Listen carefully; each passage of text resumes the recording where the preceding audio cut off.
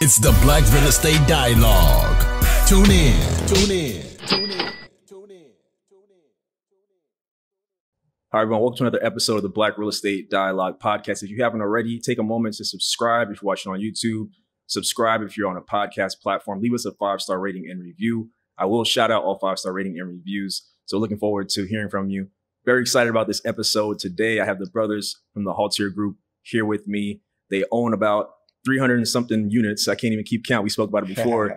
And about 20 million worth of property. So brothers, introduce yourselves. Let the people know who you are and what you do. Let's start with Anthony. Thank you. Thank you. First and foremost, thank you for having us here. We definitely appreciate it. I am Anthony Tabor. I'm 1/4, as you'll see, of the Haltere Group. I'm a mortgage professional by trade, primarily residential mortgages. And throughout the course of the Haltere Group, I help a lot of the investors refinance their homes, understand how to utilize their equity, et cetera. And I also oversee the social media for the team. My name is Ennis Williams, also 1/4 of the Haltere Group here. In my kind of day-to-day, I own my own registered investment agency, so I'm a financial advisor. And what I do is I virtually help clients understand if this is the right fit for them in terms of, syndication. Does it fit their portfolio? Do we need to move, money, maybe stock options and things like that? Maybe, utilize some of the money that they may have invested in other places if it makes more sense to invest in real estate. So I kind of give advice on those things and help make sure that some of our clients that are looking for something find what they need. Dennis Earls. I'm a commercial real estate broker. I 29 years in the industry, been a part of over 300 transactions, north of $3 billion of real estate. My role within the Haltere Group is similar to a quarterback. I identify the asset, broker the asset, deal with investors, hand off to third-party legal, third-party financial, and then interact with my partners in terms of their specialty within the field. To assist the company grow. My name is Mark Seed Hatcher. My background is in civil engineering, construction management. Throughout my career, I've played a part in around $15 to $20 billion of construction around the world. In my 9-to-5, I lead a construction and real estate advisory practice for a global Big Four company. 1/4 of the managing principals here with the Haltere Group. How my background translates into what I do with the Haltere Group, pretty much manage our renovations, our rehabs, future development projects, et cetera. So very happy to have a discussion with you today. Definitely. So it's a lot of money in the building. We're trying. So one misconception is that Black people don't work together. And you four have definitely formed a great company together. So we'd love to hear more about how that came together and why you guys decided to start the Haltere Group. Sure, I'll take that one. I don't know, 10, 11 years ago, ballpark, Dennis and I connected and we started buying some properties. We did a couple flips, et cetera, et cetera. Over the years, Marcid and I started doing it as well, bring him in on a deal or two with Dennis and I, et cetera. And then at the beginning of COVID, actually, we were just having a kind of around the table conversation. I was like, hey, what are we doing? Like, why don't we take it to the next level, utilize all our skill sets, et cetera, and put it together? And at that time, Marcid said, hey, wait, I got one more piece of the puzzle. He brought his line brother in, Ennis, to the table, and I'm old. I refer to it as Voltron, and it formed Voltron. So You're dating yourself. That's what I said. I'm old. So the four of us, we all were on the same page. We saw it the same. Not to be cliche, we started finishing sentences and all of that stuff, and it just made sense. And we just took the opportunity of the world being shut down to build something and start.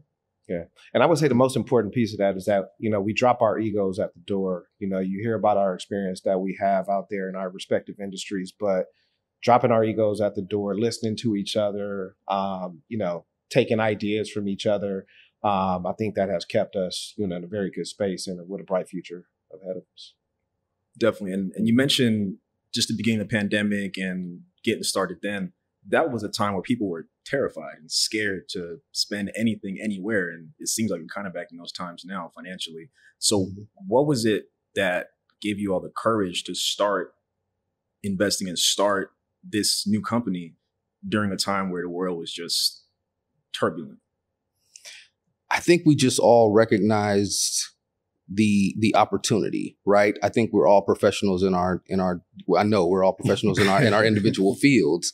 And I think just understanding that a lot of people did a lot of great things in the time of bad things happening, right? More recently, the kind of the 2008 collapse and things like that, right? So understanding that when things go bad like that, it's not an opportunity to just like run and tuck your tail, but it's actually an opportunity for you to make moves, right? Make changes. And if you can really think about it and come out of it on the other side saying that we did something positive, then that's where our mindset was, that this is an opportunity for growth. Like there's things out there, availability out there for us to make these changes and also bring other people along with us, right? I think one of the biggest things is that we wanted to make sure that we educated and brought people along in the way and just gave them the knowledge that we had, right? So what better way to do it? Group economics, right? And that's kind of how we decided to move forward with that. Definitely. And it's interesting because, something I try to tell people too is like, when people are scared, so right now interest rates are sky high, right? But do you think, y'all are investors, of course, like I'm sure y'all not backing down, like y'all are still looking for opportunities, especially there's blood in the streets, right? So harder. Yeah. So, I think it's important for people to know that y'all did that then and you're doing it now. Like there's always going to be opportunity. It's just a matter of if you can find it, if it fits what you're looking for. So I appreciate you mentioning that. Yeah. I think sometimes the interest rate conversation is interesting, especially for younger investors like that, right? Because they've grown up in a time where interest rates have been close to zero, right? For a very, very long time. So now that the interest rates are creeping up, it seems like it's like, oh my God, the world is ending. But when I bought my first house, right, I got interest rate at like 6.75 and I thought it was the best thing ever, right? Back in like 2007, right? So it was right before the crash then. So I think it's all relative to what you've experienced. And if you understand the history of it, then you understand that this is still a really good time to be doing things, even though the interest rates have crept up in ways that, may seem, astronomical for some. Others are still like, no, there's opportunity here. And you just have to make sure you understand, what's available. Proper planning is, I think, is the biggest thing that we find success in. Yes, the interest rates are going up, whether it be on residential or in commercial lending, but we spend a lot of time scrubbing deals, Dennis especially, going through all of the bits and pieces, where the cash flow is, how we can increase rents, how we can do et cetera, to offset the increase of rates. And I think because of the proper planning, we're continuously able to succeed. Definitely. That gets into the next thing I want to talk about. So, a lot of people, 1 to 4 units is kind of straightforward. You might get your FHA loan or NACA or whatever program you use, and y'all are doing like the big deals, syndications. And it's something that goes over a lot of people's heads. Like I know a lot of our listeners, it's something they're interested in, but it just feels like kind of out of reach. So can you break down just what a syndication is at a fundamental level? Sure. A syndication at a fundamental level is a group of investors getting together, pooling their money together to buy a larger asset that they wouldn't have been able to buy alone, right? So it's the piece of in bringing that money together, investing that money in a larger asset, taking said asset, and then paying distributions to the investors at a certain amount, right? In the way in which ours is set up, there's general partners and limited partners, right? We're the general partners, our investors are limited partners, and quarterly, our limited partners get a distribution. At the end of the year, they get their K-1 statements. At the end of the term with the property, they'll either get the equity via refinance or sale, right? So that's how our syndication is set up. That's how, kind of the easiest way to explain exactly what it is. It's an investment into a large asset through group economics. Can I chime in real quick? Yeah, just to piggyback on that, I think for us, large scale syndication is just a foreign word, but we see it all the time. The crypto.com or Staples Center is a syndication. Every large building that you drive by is a syndication. Every sports team is a syndication, typically. So it's just putting it in a real world application on this level. And I think once people understand that, it expands their minds and it makes sense. Definitely. And Dennis, I know you're looking at a lot of the deals. So, again, 1 to 4 unit is kind of straightforward what you're looking at. You're looking at your mortgage expenses, rent, whatever. What are the factors you're considering when you're evaluating if one of these, 80, 100 unit buildings is a good deal? The process of identifying an asset 1 to 4 unit is no different than 50 to 100 units, right? It's just a larger building, but the financial mechanics are the same, right? We are looking at Class C type buildings, right? We're looking at blue collar type residents, right? We're looking at those tenant profile that is looking for a habitable place to live, a safe place to live, responsible landlords that are addressing their needs within a 24-hour window. We have targeted the southern states of the United States, rather the southern region, because we're finding significant cash flow in that part of the country, right? We're looking for 7 cap deals, right? We're looking for double-digit cash-on-cash returns. We're looking for assets where we have the ability to purchase at a 7 cap and increase the rents to where they go to an 8, 9, 10 cap, to where we're increasing the rents for the building, which enhances the value of the real estate asset, right?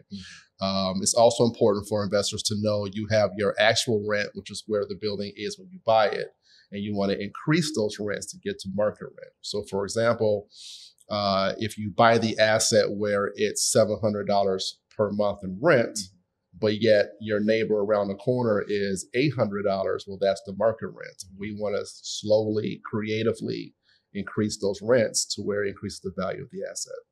Love it. Just a couple of follow-ups. When you say like 7 cap, can you explain what that means? It's a cap ratio. So essentially it's a financial metric to where if you as the investor bought a building cash, it would be a 7% return on your dollar. Got it. Right.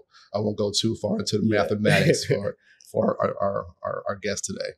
That makes sense. And then cash on cash return, can you explain what that is and what your target typically is? Absolutely. So cash on cash return is the difference between the rents and your expenses. Got it. All right. The difference is your cash on cash return.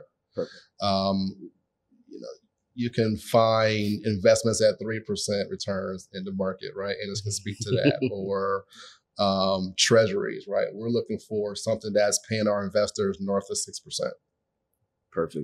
Perfect. And what is the criteria for investors? Great question. Let's say, hey, Sam, Anthony, what's going on? I'm trying to get in one of these deals. What is that conversation like? What do I need to be part of it? Yeah. We started off strategically, essentially on a friends and family level, like most businesses. And by doing that, we decided to start at a $10,000 per share, if you will. So what we do is we look at the cost of acquisition and so forth to acquire the building. And then we break that up into shares at a dollar amount of $10,000 per share. Each individual can buy 1 share or, 50 shares, 100 shares, et cetera. And then everything from there is paid out accordingly. So when we pay out distributions, you're paid based on how many shares you own according to the payout. When it's time to sell the building, the same thing. You would get your pro rata share of the equity, et cetera. And I'm going to add on, I think our profile is anyone and everyone that wants to learn about real estate, right? We want to, Ennis tapped on it earlier. It's about education. We want to educate those to enhance their individual profiles, to better their lives, right? To learn a different way on how to invest your dollars in real estate. You don't have to do it as an individual. You are stronger as a collective, right? So anyone and everyone who wants to know and learn more about real estate is someone who the Haltere Group is interested in talking to. Now, obviously, there's a certain buy-in for our projects. And as Anthony outlined, is $10,000 per share. With that investor allowed to purchase as many shares as he or she likes and can afford. But for us, even if you don't invest, we want to pass the information, because later is our understanding and ideals that you will become an investor, because our four as a collective is so knowledgeable in our individual space. And we're, sharp Black men that, we know what we're doing. And I would say the only thing that wasn't mentioned is that you don't have to be accredited, because I know that's a common question that we get from a lot of investors. You don't have to be accredited to invest in one of our projects. So outside of that, I think the other two men, they said it all. We also encourage, or not encourage, we also allow, and maybe even encourage, groups of people to invest together. If they don't have the 10 total, we've had groups of sisters participate or cousins participate, et cetera, to form an LLC, et cetera. So going back to the education part, we'll also walk them through that process if needed to understand this is how you form an LLC. This is how you create a business with your trusted circle, et cetera, et cetera. So we tried to remove as many limitations as possible. Definitely. Love it. And Marcy, can you talk a little more about what the rehab looks like on these projects? Like the projects y'all are buying, are they mostly value add? And what does that look like as far as like coordinating the team and figuring out just how to get all that done? Yeah, I would say it's all of them have been, fairly much value add opportunities for us, where we've been able to go in and apply like our Haltere, just our look, right? We put new signage up. We rename our properties. I noticed that. we rename our properties, and everything is by Haltere. We really want our brand to be out there across the country. But it's going into a unit, assessing what's in there. New paint, new flooring, new cabinetry, and things like that at the end of a lease term, of course, right? We're not going in and kicking people out of their units. But we're going into these properties looking for value add opportunities. So if it's additions to the laundry room areas, things that people don't typically think about, vending machines, that's something that we plan to do and implement going into 2023. All of our properties will have vending machines, as that's additional cash flow for us and for our limited partners that are in our properties. But as far as how we do it, we go into these markets. I actually, I've been in this industry a while, so I have a lot of data as it relates to construction costs, cost per square foot, things like that, for pretty much everything. So I'm able to go in and identify, contractors in a particular area, apply the general rules out there, the best practices, 3 bids for each, scope of work, and assess who could be best to work on our jobs and to actually manage that job, going forward if we ever needed them in the future as well. And so yeah, it's a pretty, lengthy process in the beginning. But that investment in the front, it just works for us going forward as well. So we're able to pick up a phone call at any point of the day and call somebody and say, hey, I need you to help us out on the property. So, love it. And, I want to get into some of the deals, but before that, a lot of people see the success, right? So obviously y'all have amassed a great portfolio, whole lot of real estate. I'm sure it's financially nice. What are some challenges that y'all have experienced over the last couple of years? I'm sure there's many. I know we kind of were talking a little bit before about the escrow situation happening right now, but if you're open to talking about that or anything else, we'd love to hear it. Yeah, definitely. Probably we all probably have our own. Let's hear it. We got time. We can start from the left and go to the right on that one. Listen. I think some of the, just to start it off, the challenges are, probably any landlord anywhere, right? You have tenant issues. You have, sometimes people, don't want to pay, do want to pay, have trouble paying, things like that. You're dealing with real lives, right? Real people who have real struggles, right? So sometimes you've got to make those determining situations. Do we do this? Do we do that? And sometimes those, it is, okay, we're going to have to evict, right? And it happens, right? Some of the things that have happened recently are, weather, right? We had some situations out in some of our properties where, had nothing to do with us, but it was like just natural disaster type stuff, right? But that's why, you have things on the table such as insurances and things like that to kind of help facilitate some of those things and help make sure that, your tenants are there, they have what they need. And that, everything can be taken care of and you can still sleep at night because you are responsible for, the habitation of a lot of people, right? In this whole thing. So, those are just some of the things that come to mind off top in terms of just having this kind of growing massive portfolio of real estate and dealing with people on an everyday basis. So that's just one of the things that came to my mind. I don't know if you guys have some other. I think another challenge is just dealing with the investor.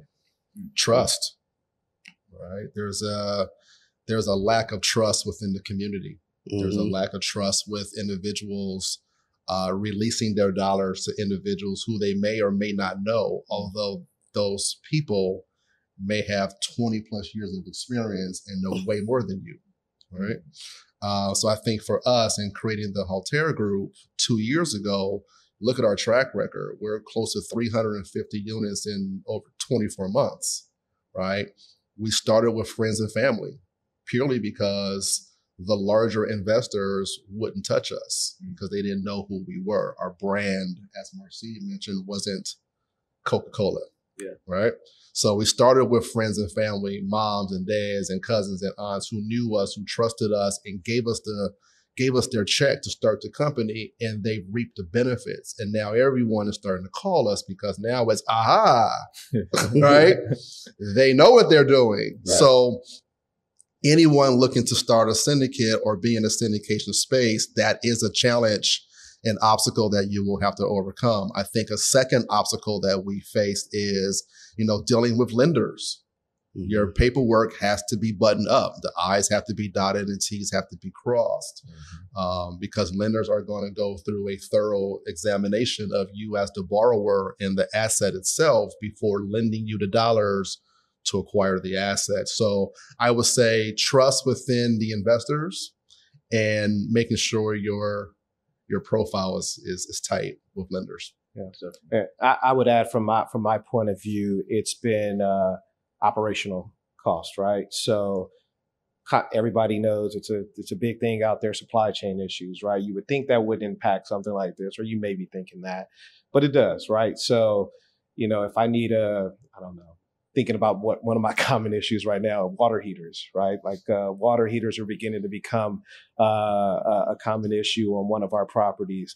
You would think I could just go down the street, purchase a new water heater, but no, this place is saying, hey, I won't have any until next week or whatever, just based off supply chain concerns. And then there's other random materials out there that are also having that same issue, the cost of goods, wood, and things like that what happens? It impacts your cash flow at the end of the day because now you're paying inflated costs for materials. Labor has also gone up as well. So you're paying inflated costs for labor. So things like that we typically, we've thought about, but the rate that it's increasing may not match what you've, forecasted at any given time.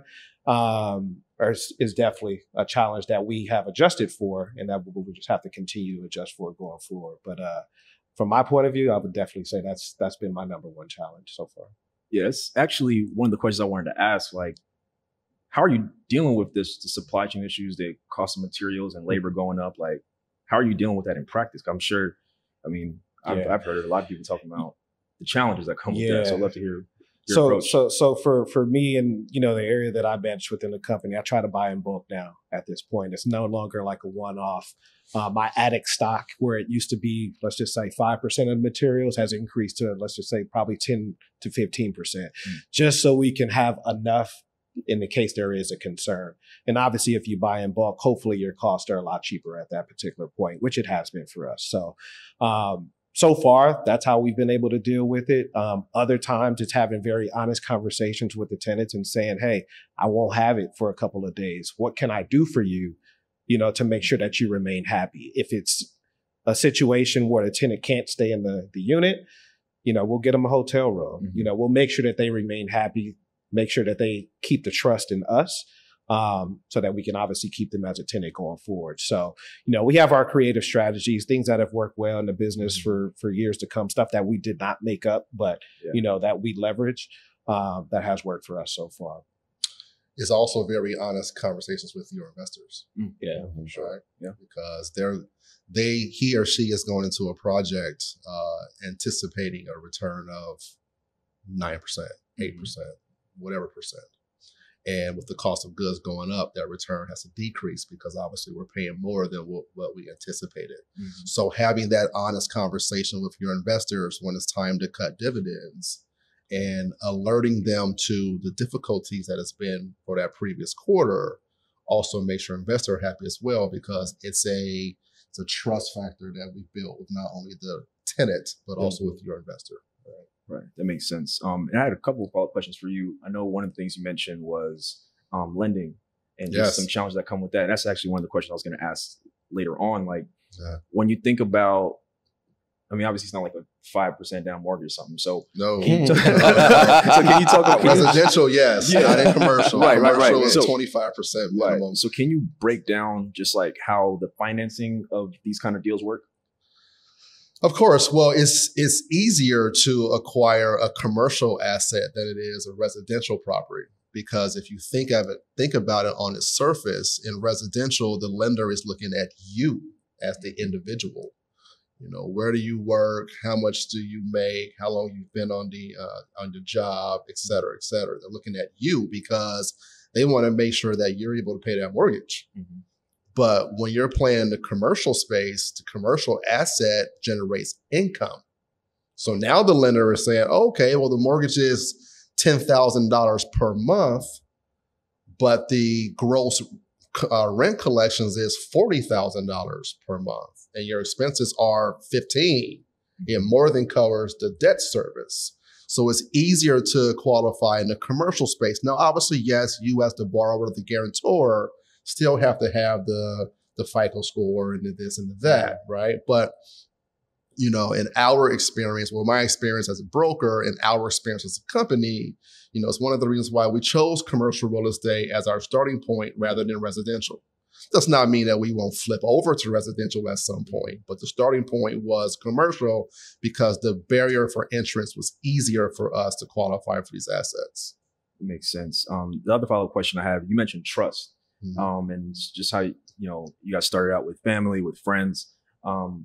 So I can see, a family or friend taking a chance. And of course, as your track record improves, like you can get more people to join. But can you talk more about just like building that trust and what that conversation was like with those family and friends? And what it's like with new people to establish that trust? Truth. Yeah. Honesty, right? Yeah.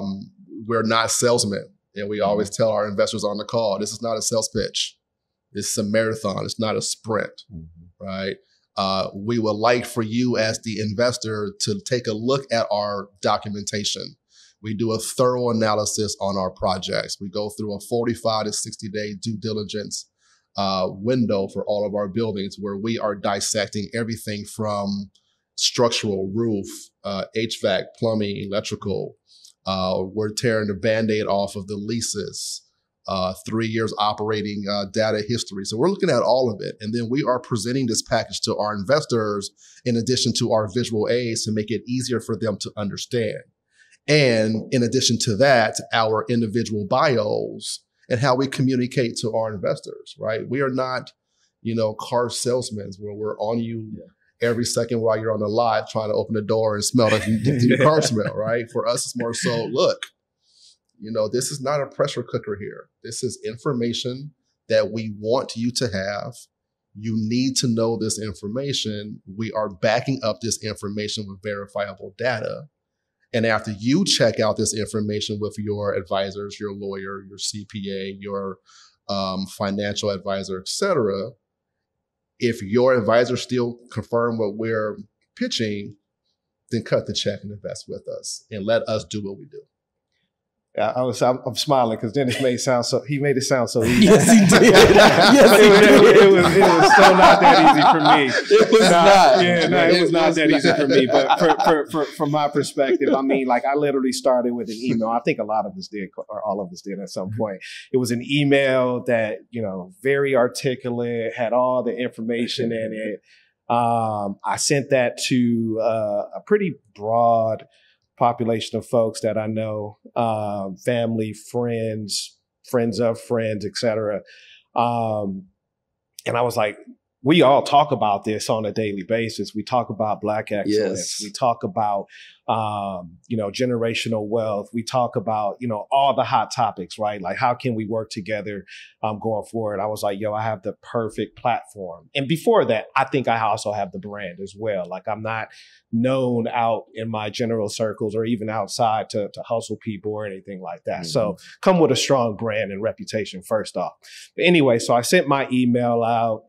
I probably heard from maybe 30% of the people, which I think is a good, rate of return, right? For people who, want to hear more. Because it was, do you want to hear more? Cool. We jumped on the phone. Those 30% of people, we jumped on a call over a few different weekends to have this conversation about the first opportunity. I would say about half of them said, let's do this. Like, I want to move forward with this. Cool. I'm thinking like, this is amazing, right? For the first time we're doing this is going to be awesome. We kept them in the loop as far as what was going on with the property. We get to the point where it's like, okay, guys, like now it's time to wire your money, right? You're not giving me a check, right? Like we don't move like that. We have a system. We have a bank account set up for each fund, et cetera. It's time to wire your money. Wow. Crickets. Wow. Wait, what happened to everybody, right? So I'm like, my goodness. Okay, so this is going to be a little harder than I thought. I thought it was going to be smooth, but it was going to be a lot harder than I thought. But, I say all that to say, when it gets time to wire the money, you see who's really serious about that. And so I think all of us have struggled with that at some point in our careers. Yes. But, after so long, you keep reaching out to people, or you just reach out to different people. And you make it happen, right? And at that point, that's where you go into, it's not a sales opportunity. Look, guys, if you want to move forward, I'm not going to bother you. I'm not going to haggle you. If you want to move forward, let's do this. If not, it's totally fine. We can still be catching that. We can still be great. And honestly, success begets success, right? And it just worked out in the end. But now that 30% of people are now calling, hey, how can I get involved? Now it's hot now, right? So everybody wants in. And the people who didn't respond are now asking, so it's definitely been a process. Dennis made it sound so easy, but it definitely wasn't that easy for me. I think too, something that we don't typically talk about or publicize, but I had this very specific conversation with somebody I've known for, upwards of 20 years. Before he decided to invest. And it was a very specific question. How can we trust you? You're Black. Are you serious? I'm dead. Sorry, I'm dead serious. It was a serious question, and he's African American. His wife is African American. The whole nine. And it wasn't so much of like, I don't trust you, Anthony, but the stereotype, the world, many times is like, okay, I don't mind giving it to, Berkshire, but I don't know about you guys. You know what I mean? So I think for me, the trust factor, I saw that side of it. You know what I mean? And maybe not everybody was bold enough to articulate it, but he and I are such good friends that he was able to just be like, hey, man, this is the concern that we have. And we were able to address it. Going back to what both Dennis and Marcide said is, it's consistency. It's no problem. If this isn't for you, maybe the next one is. We're not going to stop. We're going to continue to go. And I think that consistency on our end, good business, social media, et cetera, gave everybody, or has given many people, a chance to just kind of sit back and watch. Mm-hmm. And as they get comfortable through watching and seeing what we're doing and how we're moving, at a high level, being filled with integrity, et cetera, has given people a chance to say, okay, let's put down the guard. Let's trust this group of people for a multitude of reasons. And I think also, just to piggyback on Marcy, to give everybody their flowers, I think the four of us are all seen in our own individual circles as somebody that is trustworthy, that, takes care of business, no shady stuff, no back of the room type of deals and so forth. So I think a culmination of all those things has put us in the position where people are now trusting even more. But yeah, those initial conversations were interesting. And not to mention, people are getting paid, right? Like we're True. not Facts. the checks are, and so they're having their own conversations amongst themselves. But people are getting paid quarterly on time. And I think that says a lot, because we've all heard the stories of how people not getting paid. We've all heard the stories of, other syndicates where people may get paid annually and things like that, but people know they're going to get a quarterly check from us. And so, again, those conversations are happening, and, the promotion is happening at that level as well for us. So I definitely don't want to minimize And I think that. To be a little more specific on Marcy's point, we've paid out over $300,000 to our investors in 2 years. That's a significant amount of money, right? There are some syndicates who haven't paid their investors anything In the last 2 years? in 2 years. Period. Period. Right? Yeah. Period. Right? So the trust grows when the investors are seeing returns in their check. Yeah. I think one of the funniest things, just a side comment on that, was one of the investors one of my investors we had early on. We were out golfing one day. It was after the distributions had come out, and he was like, "Hey, I got a check the other day.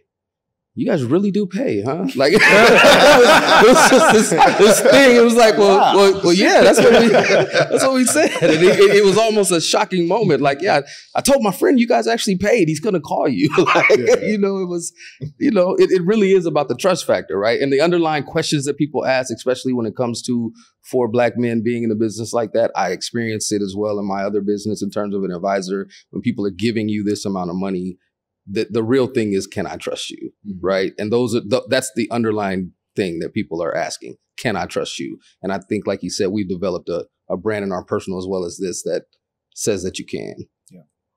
And you see me, right? I'm not a overly empowering, massive guy.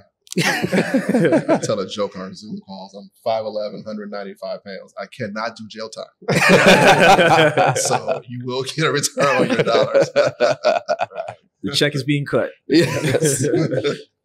So I want to jump into some deals. So I was looking on the website, and I know it's part of what y'all have going on, but I did want to talk about the Louisiana deal. I think it's 81 units, if I'm not mistaken. So just love to hear just the process of identifying that property, why that particular area. I'm not sure what city it's in, the numbers, what those look like, things like that. Absolutely. So we currently own 81 units in Monroe, Louisiana.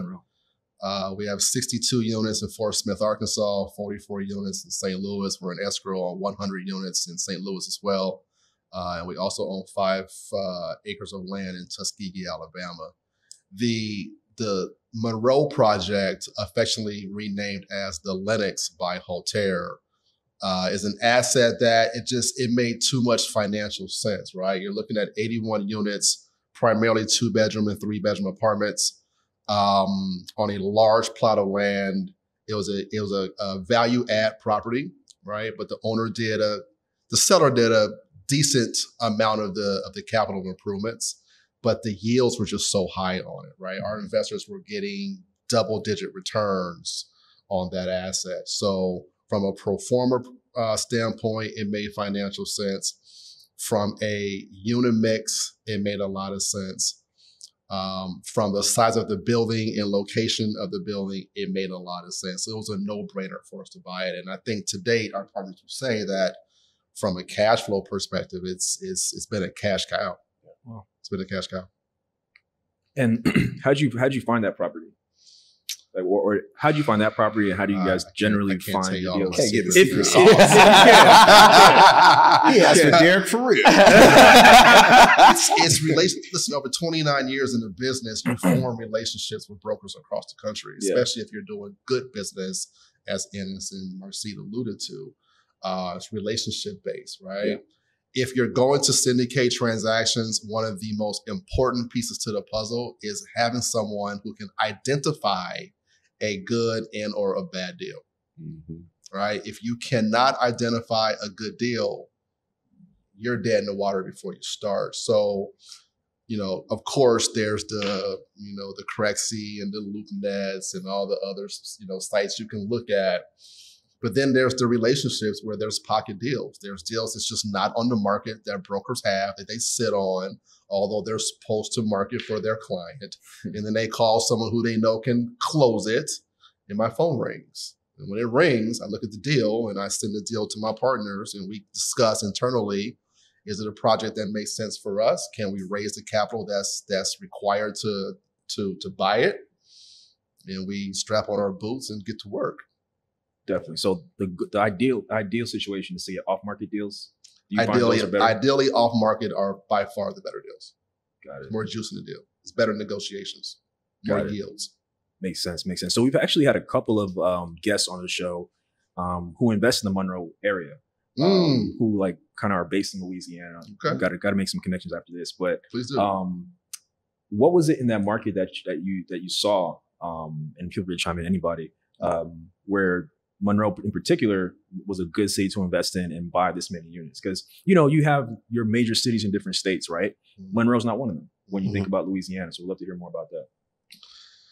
What you guys think when you saw it? Well, I think one of the things that actually drew us to it was, first of all, it was close to a university, right? So that made a ton of sense for us in terms of being able to make sure that there was always going to be tenants there, right? Kind of year round, in that, didn't have a shortage of people who needed a place to stay, right? Which was good. Going out there and looking at the city and really understanding the growth, right? We rode around with some of the real estate professionals out there, understood where the growth was coming, understood what they were doing out there in the city, understood the tenant profile mix and how long those people have been there, the consistency of that particular property. That was all key to us understanding that this is a good city, right? These people have a lot to offer out here, and we could come out here and establish a brand and really build a name out here as well. So it just seemed like a great partnership between Haltere and Monroe when we went out there and actually viewed everything, looked at it, and saw the opportunity. Yeah, the only thing that my partners didn't mention, high rental market. I think the entire city of Monroe, very large percentage are renters, not just in our complex, but throughout the city as well. So much that even the mayor or, possibly even the governor is involved with trying to see how they can transition people into home ownership within the city of Monroe. So, great opportunity for us to jump on and capitalize on at that particular point. We also saw, the investment going into the city, right? They had just renovated their airport.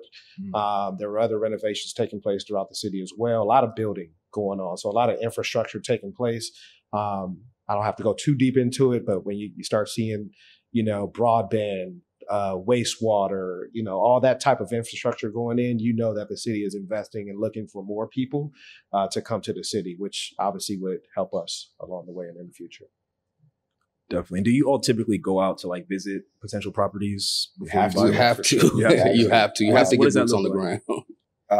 Typically 1, 2, 3, or 4 of us will go out to a building, sometimes in participation with the lender as well, because they also want to inspect the building. And, we check everything from top to bottom. I think we have some videos that we'll probably post soon, but on the roof, looking at the plumbing, looking at the brain of the building, if there is one, going in the individual apartments to see how much needs to be added upon, leases ending and all of that stuff. So yeah, 100%. I mean, the biggest thing for us, I think back to Dennis's point, is that, we have to make sure that we can continuously pay investors. And the only way we can do that is if we buy a sound building.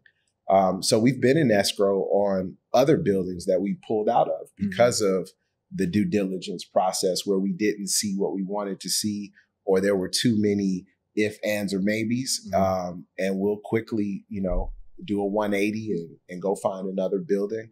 And then it goes back to communication. Hey, investors, yes, we press pause on this one and we're going over here. But to answer your direct question, 100% mandatory to review and inspect every building.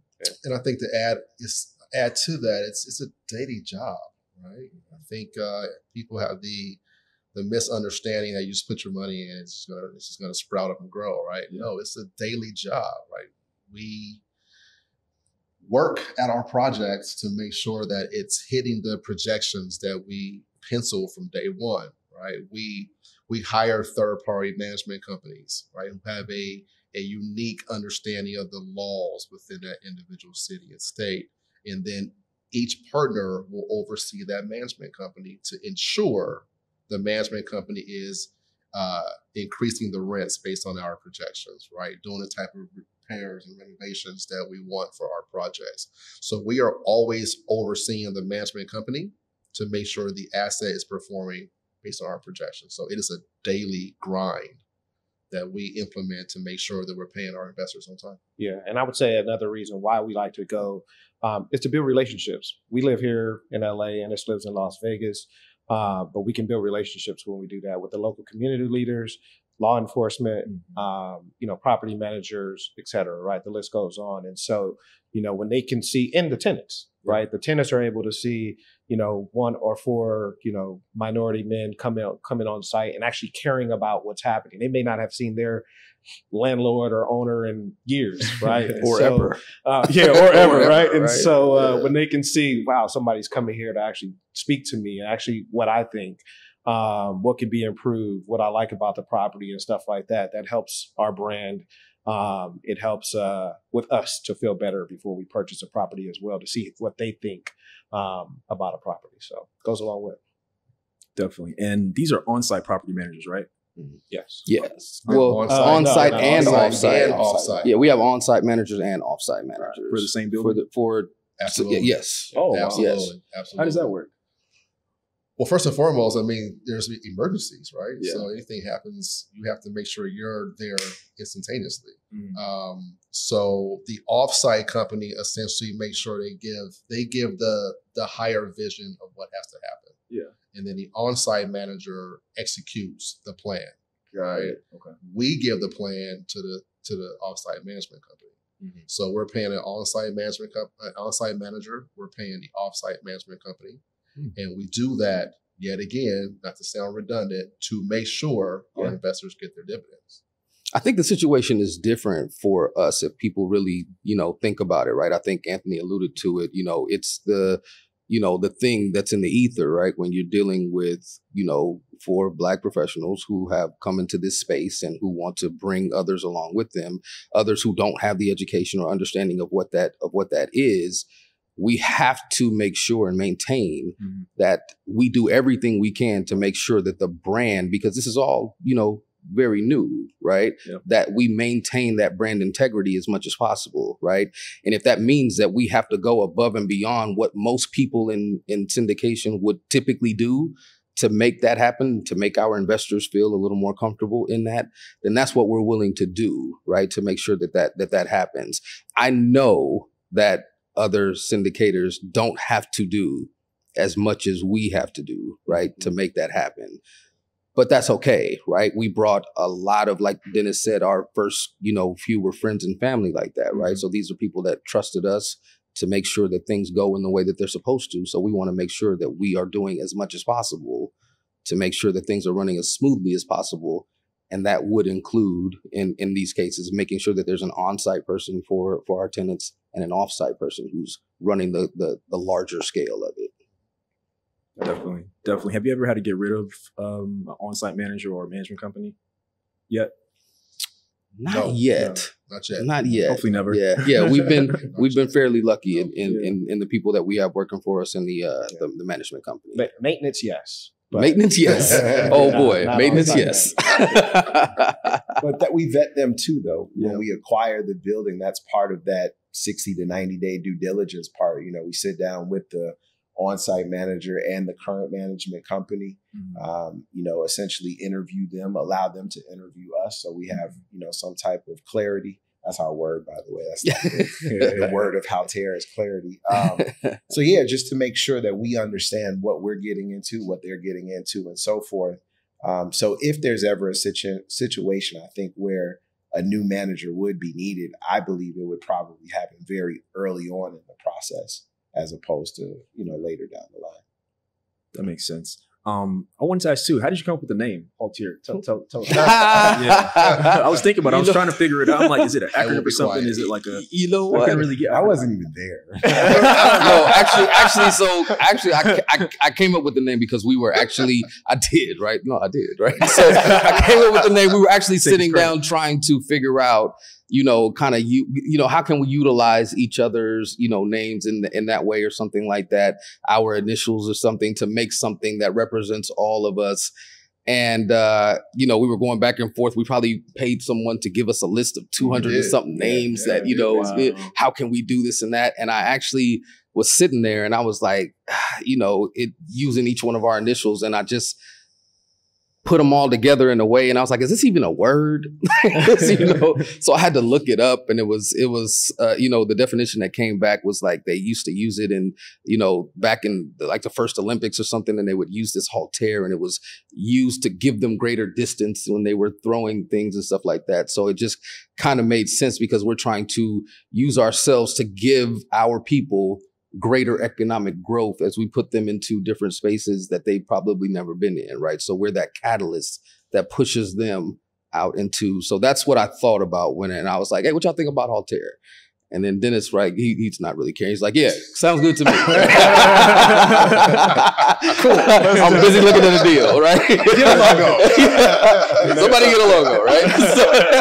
So that's kind of how it came about. Yeah. And we just agreed on it. Unique personality. Yes. Yeah, I can tell. About that. Man.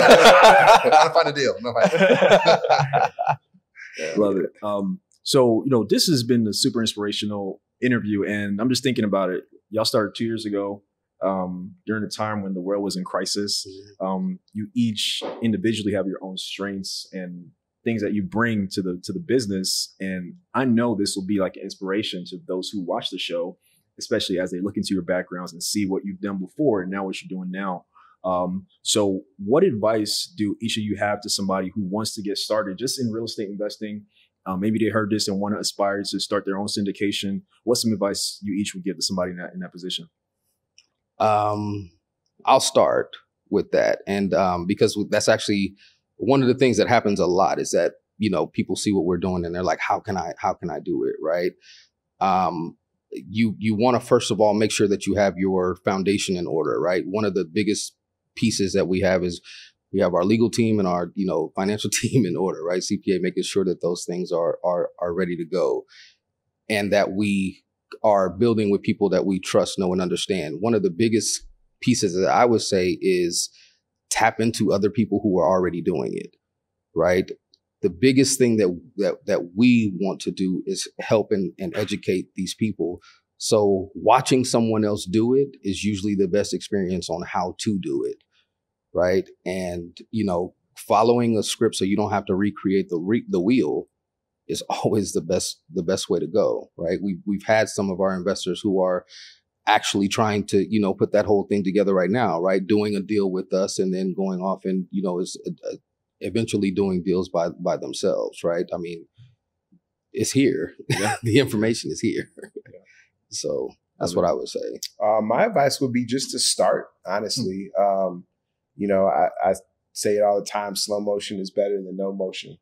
And I think that with everything that is out, whatever it is, you could pick anything, somebody had to start the process and get up and do it. And I think many people talk about it all the time. Everybody has oh man, we should pull some money together, and we should do this and we should do that and da.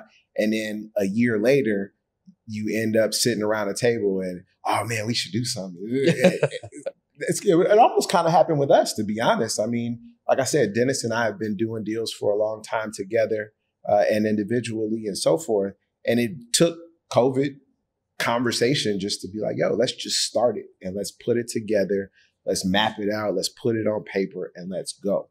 Now, for us, fortunately, you know, each of the four of us had our specific backgrounds and we could add to the puzzle, if you will. But if you don't have that, then to what Ennis said, find it. Find who you align with, who you have like-minded, you know, conversations with and so forth, and get started. Last but not least, call us, call the Haltere Group. And, you know, we'll show you everything that we know except the secret sauce and get started. But that would be my advice to everybody is start. Get out of your way. Like Andy said, start, get out of the way. You know, we're $10,000 per unit or per share to invest. What are you doing with $10,000 through a calendar year? Right, you're spending money on Jordans and this and that and whatever else and dinners and whatever. That money can go to a property that can yield you a return, right? Stop leaving your money in Bank of America, Chase, Wells Fargo, et cetera. That's making you less than 1%, but it's a safety net because you can go get it instantaneously. Well, you're not making any money. The bank is taking your dollars and reinvesting those dollars to make other people more money, including themselves. Do it for your own. Take 10,000, take 5,000 or whatever denomination it may be and invest those dollars. Get into real estate, condos, single family home, townhome, if that's your start, or jump into commercial like we did, right? But partner with someone or just get out of your way. Start making some money. The next wave of millionaires and billionaires are born now. They're starting now. Rates are going up. People are scared. They're coming out to market. Not us. We're buying more. Yeah, I would just say that you guys said a lot, pretty much everything, but I would say I lean on. I know, right? I lean on something that my mother, rest in peace, taught me when I was younger, and that's just to be intentional about everything, right? So be intentional about, you know, who you hang with. Be intentional about the meetings that you set up, what you learn on a daily basis.